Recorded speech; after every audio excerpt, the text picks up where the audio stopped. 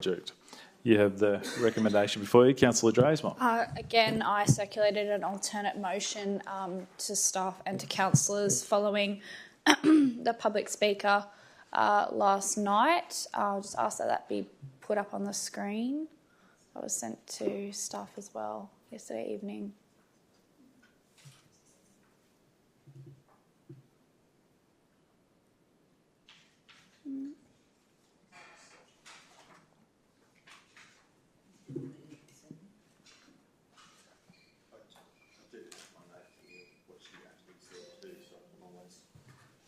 I'm happy, look, while we're waiting, I'm happy to read out what was sent.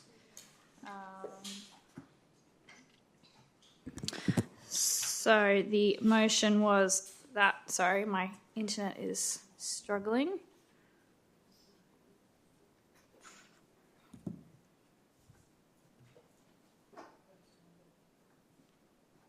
It was circulated at 6:17 last night, sorry. I think I've got it, Councillor. I'll send it, Kathy.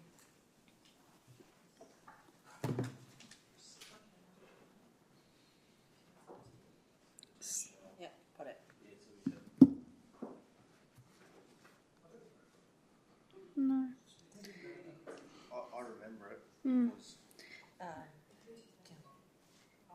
Me to read it out while we bring it up. The CEO could read that while we're waiting.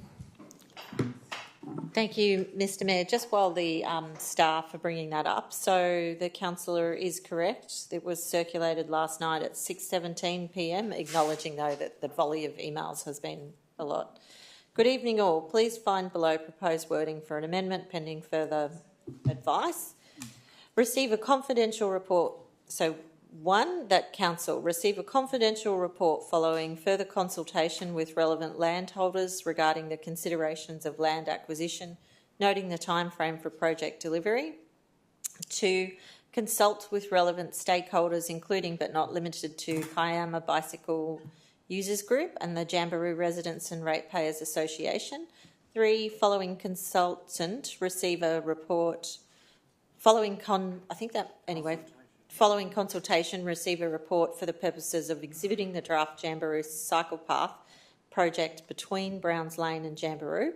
4, explore future grants to fund the shortfall in the funding for the project with the scope reduction and overall cycleway construction as opportunities become available. And 5, notify Transport for New South Wales its intention to proceed with the project with the scope reduction until further consultation is completed.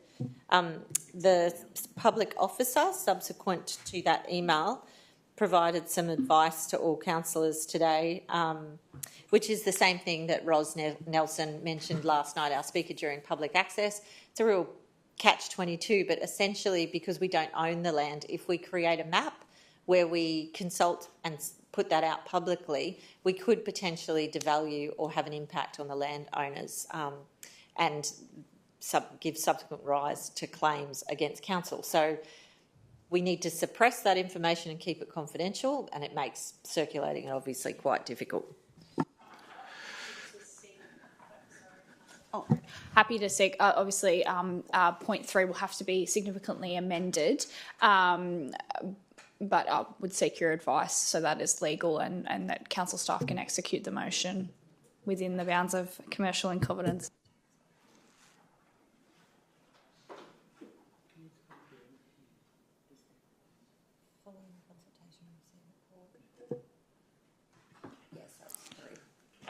So, yeah. Thank you, Mr Mayor. So it really is point 3. And, you know, the great irony of this is that you're dealing with a road, like a formed road. So any pathway that goes next to it is no doubt what we're going to be talking about. I still think we could consult and do number 2 just by talking about generally the corridor without being specific around the definites. Number 3, we can, following consultation, receive a report and we can bring a report back to council on the findings of the consultation. But we can't make it public, and then so that word would need to come out. And number 4 is fine, and number 5 is fine. Councillor Drayzell. I would seek with those changes, so remove receive a report on the Jamberoo Cycle Path project between Browns Lane and Jamberoo. And I'd seek a seconder to support the motion. Councillor Warren.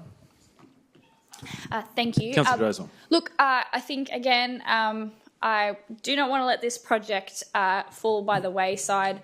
I think it is a challenge in delivering a project where we are having to deal with landholders and also try and couch the concerns of the community about the project delivery without kind of, talking about the great unknowns of this very bizarre piece of work that council has to undertake. I think, look, we give it one more red hot go to make sure that everyone's across the board is as well informed as possible about how this project can be delivered. If it comes back to us that we just simply cannot do the project within the 12-month period specified by Transport for New South Wales as a final offer for the grant funding, then I think at that point, obviously, council needs to make a decision erring on the side that we just simply cannot do the project. But I mean, look, in terms of a confidential report and engaging with those landholders, really ultimately the landholders as well as the challenges that have already been outlined regarding the road are going to be the real roadblocks, no pun intended, for this project. And obviously we do have to go to tender, but I think for me, as someone who is pragmatic, I think we need to go forward and try and do what we can just so we make a very firm line in the sand, or we give it all our best effort and try and make it come to fruition with the time that we do have. It's a very near and dear project to many, so let's give it one more shot at trying to get everyone on board and consensus. If there is no consensus, then council does not have a pathway forward with this project, but let's give it one last shot. Councillor Brown. Oh, sorry. Councillor Warren with regards to seconding the motion. Sorry, Councillor Brown. Thanks, Mayor. I agree. I'm going to say partially wholeheartedly because I'm forever the optimist and I really think that Kiama Council can get the job done. Thank you, and thank you for the alternate motion. Okay, and we'll go to Councillor Brown. Thank you, Mr Mayor. Look, I'm happy to support this motion from Councillor Drayzell, who describes herself as a pragmatist. I think what she's seeking is extremely optimistic, and I just like to be a little bit more realistic.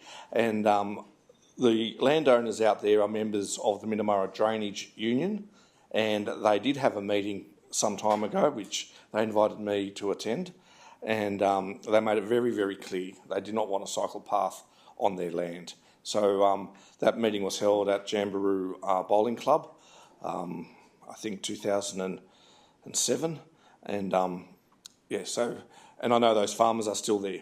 So I just wanted to flag that to maybe just create or not create expectations, or just manage expectations. So, but let's live in hope that some of those landowners will say, build a bike track through my farm.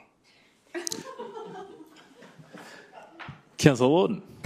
Thank you, Mayor. I just wanted to check with point 3, where it just says, following consultation, receive a report. CEO.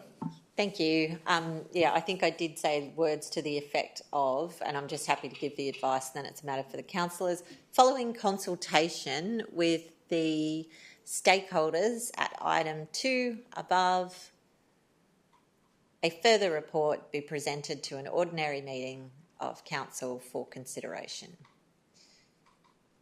detailing the results of the consultation with that particular user group. Is that... Not those words, Kathy, that was me being cheeky. Those words are acceptable, Councillor Drayzell? So can I just ask a... Councillor Tatray. Through you, Mayor. I'm just wondering, has any work at all been done on this, given it's been going on forever? For over 20 years. CEO. Yes, through the Mayor. Pete's face over there, he's really got his game face on tonight. We really have done an enormous amount of work. I said this last time the matter came to council. This grant has a particular history where the funds were then allocated without projects being scoped planned, designed. And you really need all of that to actually know how much is the project going to cost? Is it viable? Is it achievable? Do the particular stakeholders agree, not agree? So it has a really long history, like nearly a 20-year history. But our very talented manager of engineering, who really applied herself to this body of work, doing the detailed design, costing it, getting QSs, and now we know for sure that it is much more expensive than we thought, and that's not a surprise. This road floods regularly, and it's a particularly challenging road, and things are much more expensive than we always anticipate. So we have done quite a significant body of work. I do think part of the consultation, which probably we ought to actually have, and I think the staff could probably take this on board as well, is we now know, having gone back to the department, one, we've got a really fierce time frame. So we would need absolutely no hurdles to deliver it, and by no hurdles I mean people almost voluntarily agreeing to hand over parcels of land in a very expedited acquisition process. Secondly, the provisions around the speed reduction need some community consultation. So I do think a little bit of that conversation would actually be good for councillors to know, and it may help you feel more confident when we bring it back, because I'm sure it will come back with hurdles and with challenges. 12 months for a construction project of this nature is pretty tight and pretty hard going. And delivering it in stages, as we already know, is complex and not necessarily achievable because of the shoulder width of the road. Anyway, I'm happy to sit down with the community and explain as much as we can without providing detailed designs, because I can't do that. Councillor Chatray. Thank you. That all sounds perfect, including the lowering of the speed limits, which I love. Well, I do. I love it. I just love it. If it says 30, I drive 20. Yeah. So what I want to say is I'm all about this. It's awesome. If the stakeholders are happy, then you got my vote. Councillor Warren. I nearly forgot what I was going to say. I was going to ask you, and I have ridden on the current bike track, but through you, Mayor, to the CEO, do you know how wide the cycleway is and how long the potential track could be? Through you, Mr Mayor, now's a good time to tell you all I can't ride a bicycle, only a motorbike. So I actually have no idea. And a horse. I will need to take the question on notice and come back to you, because I don't know how wide it is. I don't know. 1.5. Thanks, CEO. Councillor Drazema. Yes, look, with great trepidation, we move forward with this one. But I think, look, ultimately, if we don't choose to progress with the project, we need to get everyone on the same page and just make it very clear to council by engaging with those stakeholders, both the users of the cycleway and those community members who are particularly interested in this project, about what the parameters are of its delivery, what we can expect, and living in the wonderful world of bureaucracy, the challenges that we might face in delivering it. But I think it's worth doing. As I said last time, you don't get over $2 million to deliver a cycleway any day of the week. But I think particularly now in the grant funding environment we find ourselves in, there's a lot more funding for shared cycleways, for active transport. So I think there will be future opportunities, but let's give it one last go. Thank you. No further comments, queries, questions. I'll put the motion. All those in favour, raise your hands.